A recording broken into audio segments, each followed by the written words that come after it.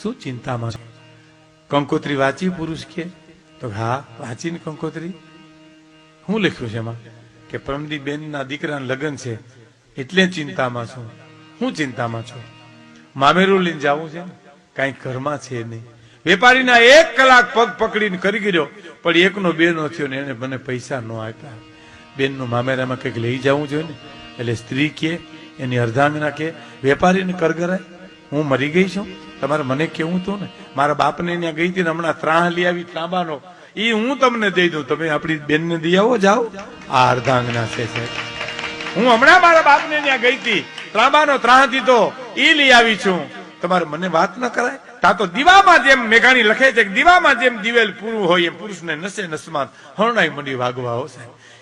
એક જ નિંદરમાં હવાર પડી ગયું. હવારમાં સ્ત્રી ઉઠાડ્યો, ઉઠો મામેરું લઈને જાવું છે. સાંભળજો, દીકરીના પ્રસંગમાં બે પ્રસંગ બહુ મહત્વના છે. એક માંડવામાં જવતલ અને બીજું મામેરું. સાહેબ મામેરું પ્રસંગ બહુ મહત્વનો છે.